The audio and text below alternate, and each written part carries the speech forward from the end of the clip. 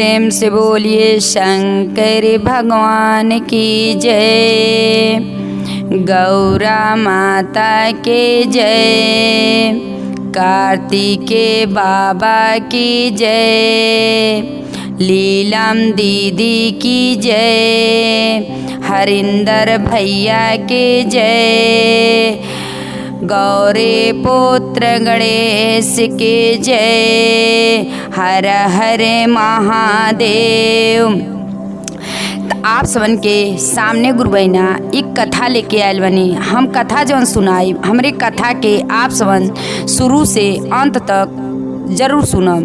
कथा सुनने में का भाव बा, का रहस्य बा, तो हमरे कथा के आप सबन सुन के कमेंट बॉक्स में हर हर महादेव लिखम और बताई कैसन हमार कथा लगल बा। आप सबन कमेंट करके बताएं कि हमार कथा आप सबन के कैसन लगल बा। एक गांव रहल, तो गांव में अपन मर्द मेहरारू लोग रहल लोग, पति पत्नी लोग रहल लोग अपन कुछ दिन शादी लोगन के भइल, कुछ दिन बीतल। जब कुछ दिन बीतल तो लोगन के भगवान एक बेटा एक संतान पैदा होने, जब संतान पैदा होने तो लोगन के बहुत दिल में खुशी रहला, बहुत खुशी रहला कि हमके भगवान शंकर भगवान दिले बाने एक औलाद दिले बाने, भगवान ऊपर वाले हमके एगो औलाद दिले बाने, संतान दिले बाने। कहन जाला कि तो फिर कुछ दिन बीतेला लोगन के, तो एगो फिर बेटा पैदा होने दूगो लोग हो जाला, लोग दूगो उनके लइके हो जाने, दूगो लइके हो जाने। अपन खुशी दिल से लोग रहेला, लोग अपन खात पियत रहेला, लोग ये अपन जन मर्द मेहरारू लोग रहेला तो अपन पतिदेव चल जाने बाहरे कमाए चल जाने। अब पतिदेव जब बाहरे कमाए चल जाएंगे तो ये जौन रहेली इनका रहेली अपन दोनों बच्चन के पाल पोस करेली, खियाल पियाली, पढ़ाई लिखाली, सब कुछ करेली। सोचेली कि भगवान शिव गुरु भोलेनाथ हमके देले बाटे, दूगो बेटा देले बने, तो दूगो बेटा देले बने, पढ़ा लिखा दे तो कौनो लायक लोग बन जाई। जब कौनो लायक लोग बन जाई तो हमके खुशी मिली। अब भगवान भोलेनाथ के भी ले जाके दरबार में कुछ दान पुण्य कैल करब, शिव चर्चा में कुछ दान पुण्य कैल करब। अपने कहल जला अपने दिल में यह सोचले रहेली कि अपन दान पुण्य कुछ कैल करब। भगवान भोलेनाथ दूगो बेटा पैदा जब भइल है न, तो अपन खुशी दिल से पतिदेव अपन उनकर लोगन के बाप आवे न बाहरे से, तब जो बाबू बेटा कह के बोला न, कुछ दिन बीतेला, बाप के बीमारी हो जाला। बाप जब बीमारा जाने तो बेटा लोग छोट छोट रहेला, तो जौन उनकर मेहरारू रहेली अपन जितना तक रहेला हक रहेला तितना तक अपन दवाई दर्पण करावेली, नाई बचे ने मर जाने। जब मर जाइए अब बेचारी दूगो बेटा लेके अपन बिल खेली, तब मर जाइए तो कैसे का कहेली आप सबन सुनम। रौरे छोड़ी गईनी आपन परिवारवा हो, आके करा के लगवाया बरहम हो पति, के करो के लगवाया बरहम हो पति।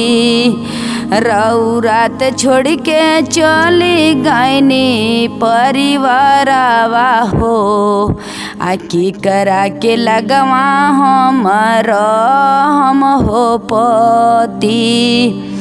मांगी के से नुरवा लेके चली रौरा गईनी हो, धुइए बलकवा जोई छोड़ी चली गईनी।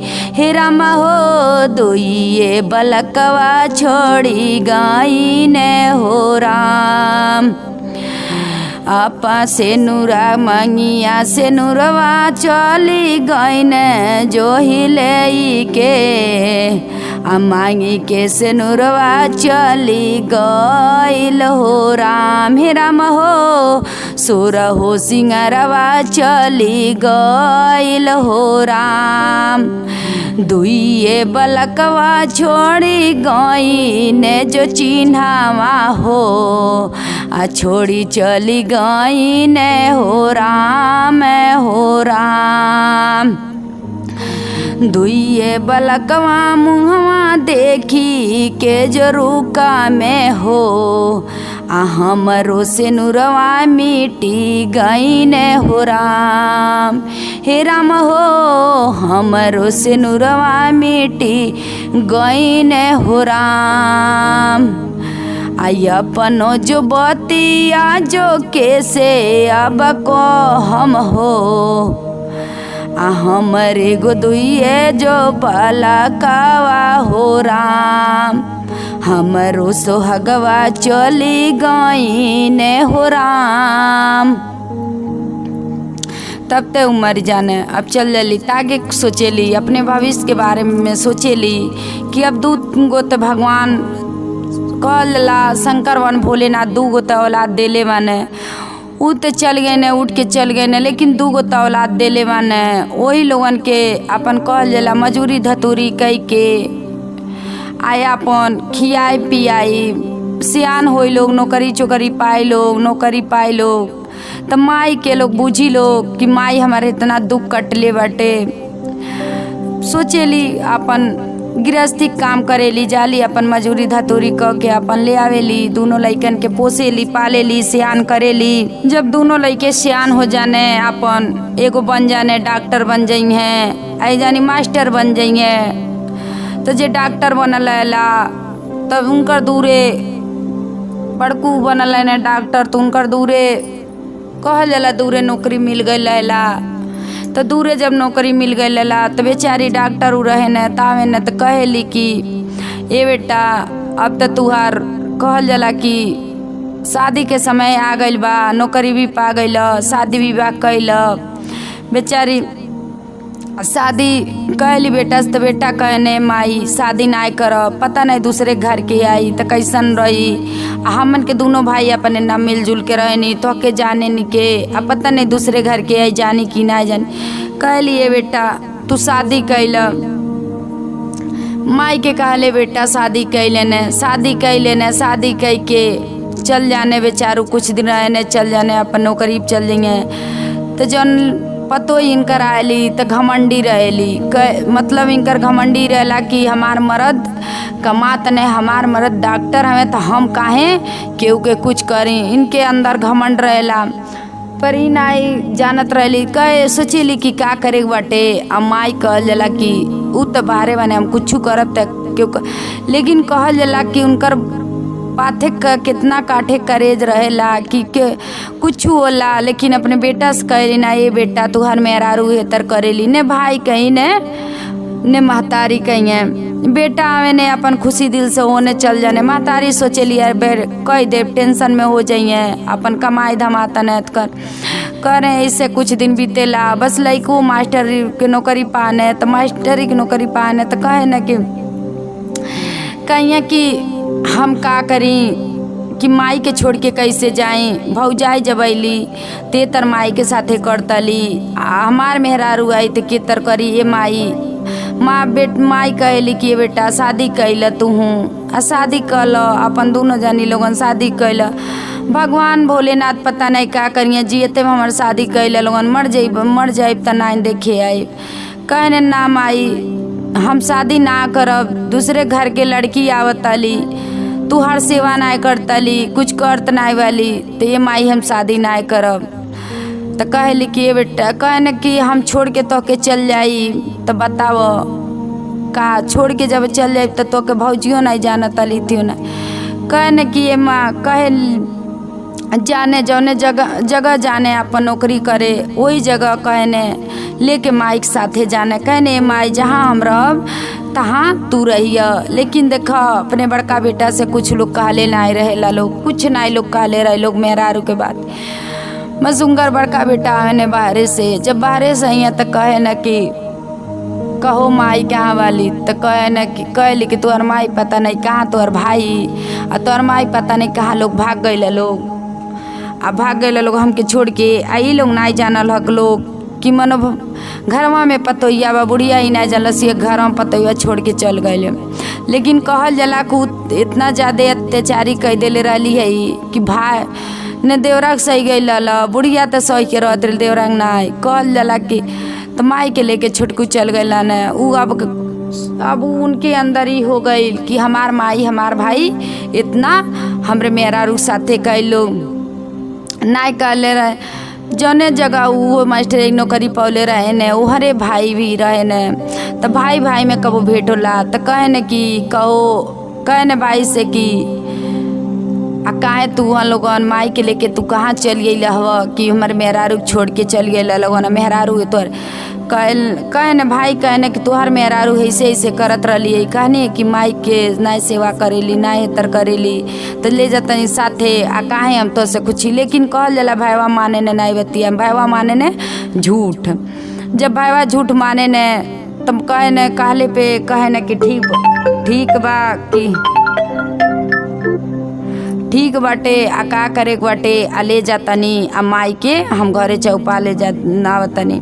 माई के ले आवे ने बेचारू घरे अपन चौपा देने। जब घरे बेचारू चौपा के दोनों जनी अपन नौकरी पे लोग रहे ला लोग। जब दोनों जनी नौकरी पे लोग रहे ला लोग तो कहे ना लोग कि जब दोनों जनी नौकरी पे लोग करत रहे ला लोग का लोग ती घरे कहल जला कि मचावत रहेली बूढ़ा के साथे अत्याचारी। लेकिन नहीं कहली अपने खुद के अपने घर दुआर कुछ दिन रहेली बूढ़ा, फिर अपन घर दुआर छोड़ के जाली जात रहेली। तो एगो जंगल मिलेला तो जंगलवा के बाहरवा एगो कुटी रहेला। तो कुटिया रहेला तो कुटिया में वही जाली तो वही कुटिया में अपन रहेली। जब कुटिया में रही तो कहेली कि कुटिया में रही तो कहल जला कि भगवान के जब मानत रह, शिव शंकर भगवान के मानत रह, भोलेनाथ के मानत रह तो जरूर जब हम कहल जला भगवान के गलती नहीं कैले रह तो भगवान हमारे साथ कहीं देवे करें, ऊपर वाले हैं सब।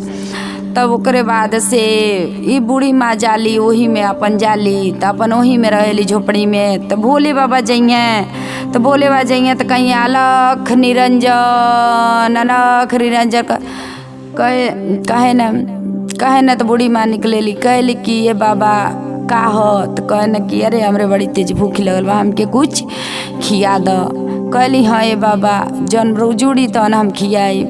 तो जाली बगीचवा में जब जाली जंगलिया में जाली तो कहल जाला कि बहुत मनो बाछा ओछा चरा तुरत रहे न धागले उगले रहे न। तो बूढ़ी माँ उहे बिटोर के गोबर उबर पात के अपन धैले रहेली। जब धैले रहेली गोबरा उबरा पात के तो खूब निक के वही पे लिट्टी लगाई हैं। जब लिट्टी लगाई हैं लिट्टी लगा के खुशी दिल से भोले बाबा के ऊ नहीं जाने ली कि भोले बाबा खुशी दिल से उनके थरिया में परोसी हैं, थरिया में परोस के दी हैं। भोले बाबा खुशी दिल से खाई हैं, खूब खुश हुई हैं। कहे न कि ये माता श्री आपके कुटिया में तो हमनी बहुत खुश बानी कि आपके बताई कौन दुख बा कौन परेशानी बा। कहली कि ये बाबा हमके कौन दुख बा कौन परेशानी बा। कहल जला कि दूगो भगवान भोलेनाथ दूगो औलाद देहने, लेकिन जैसे औलाद देहने कुछ दिन बीतल पति देव चल गई ने। सोचले रहनी कि जब दूगो भोलेनाथ देले बाटे तो पढ़ा लिखा के कुछ बन जाइए लोग अपन मजूरी धतूरी कह के लोन के पढ़ावनी लिखवनी। लेकिन बेटा लोग बुझता लोग पर पतो ही एगो आयल बाटी तो ना बुझेली। तो हमार गलनी छोटका बेटा लेके साथे गलन है। लेकिन बड़का बेटा कहने कि मेरा रुक छोड़ के तो छोटका बेटा लेने चौपा देने चौपाइने मेरा रूम कर शासत करत रही। तो हम चली आईनी आयल बनी ते ही कुटुम बानी। तो कहे न कि तोहार बेटा लोग कहाँ बा। तो कहली हे नगर में बा लोग। तो कहने ठीक बा हम बुला के हम ले आवतनी। जाने साधु बाबा जाने उतर है ने भोले बाबा ने साधु बाबा जाने दोनों जनी के बुला के लेके आवे ने बुला के लेके आई हैं। कहिए बताओ तुहार माई हेहा वाली तुहर लोगन तुहार मेहरारू का कहे न बड़कू कहे हैं कि माई हमार मेहरारू के साथे ना रहल चाहती अली। तो मेहरारू छोड़ के कहे न बोले बाबा कहने ना आज बताओ तुहार माई तो कितना पोस पाल के बड़न कैली तो बताओ ना। लेकिन तुहरे माई की तुहरे मेहरारू के दोष ना ठहरावत अली। सोचेली कि जाए दो जो नहीं कर तली करे आओ से बढ़िया हम बताओ तोहरे माई के सोचेली कि जहर मार दे दी या मर जाते यही तोहर माई घर द्वार छोड़ के भागल रहेली। तो भोलेनाथ कहे न कि वो कहे न कि ठीक बा। भोलेनाथ कहे न वो तो बड़ा न बा भोलेनाथ रहने जाने जोगी के भेष में न जब जोगी के भेष में वो जाइए साधु के भेष में जाइए तो कहे न कि माता श्री आप वापिस घर जाएं। कहने माता श्री आप वापिस घर जाएं बड़का बेटा के भी साथ में भेजा तनी। भोलेनाथ घरे बाबा उ भेज देने घरे बूढ़ी माँ घरे जाली खाली पीली। तो बड़का बेटा कहले रहने कि तू जइह ते पर तू सामने अपने मेहरारू के न जइह, तू लुका छिपा के देखल करिय कि तुहार मेहरारू तुहरे मातारी साथे का कर दे। जब बूढ़ी माँ जाली त लुकाई लेना तो बूढ़ी माँ जैसे दुगारी पे डेग डारेली तो कहेली कि कुलिच्छिन डाइन कहाँ से हमरे घर में आ गईले हेवे ते गईल रहले हेवे तो काहे ते अइले हेवे। हम अकेले रहनी बहुत रात से रहनी है आ तोरे साथे तोके तो हम सोचनी कि जहर देवे जात रहनी तो हम सोचनी कि ते गईले तबे अपने मन ने मोर ओर आ गईलू। लेकिन ना बेटा सब सुनत रहे ने। जब बेटा सुनत रहे ने तो आवे ने तुरंत मेहरारू के डांट लगाई है। मेहरारू के कहिए आज के बाद से तू हमारे घर में तू न रह, आज के बाद से हमारे घर में। तुरंत मेहरारू के घर में से निकाल दी हैं। कहीं गोड़नो गोड़े गिरी हैं तुरंत घर में से निकाल दी हैं। कहीं पति देव अब से ना गलती हुई तोहरे माई के साथ ही हम कुछ नहीं करम। कहने ना हम तो अपनी माई के गलत मानत रहनी है लेकिन हमार माई नहीं गलत बा, तू कसाई वालू हमरे भाई के साथे हमरे माई। लेकिन हमार भाई हमार माई सोचल लोग कि का कहीं तुहार बात लोग छिपा लोग रखल लोग लेकिन नाई मन्नी। तो भोलेनाथ कहे पूछे न उनके कहे न भोलेनाथ कहे न कि माता श्री बाबा रहे न माता श्री अब रउरा बताई का चाहिए। कहली कि हे बाबा हमके कुछ नहीं चाहिए, हमके नाती हमके चाहिए। कहली हमके नाती चाहिए, हमके पतोई चाहिए नाती चाहिए आ रहे घर में आवे सब अपन खुशी दिल से रहे सब। भोलेनाथ कहने ठीक बा तू मांग तलू। फिर वही के बुद्धि बदल के भेजिए। बुद्धि बदल के छोटका बेटा भी खूब सुंदर के मेहरारू दिए पतोई। तब दोनों ये ना भगवान भोलेनाथ नाती दे देने, पतोई आवेली नाती दे देने, सब कुछ दे देने। खुशी से वो रहेली अपन खाली पियली। भोलेनाथ के मानी भगवान के ऊपर छोड़ले रही। आज नहीं तो बिहान भगवान भोलेनाथ करिए तो करिए। तो हर हर महादेव।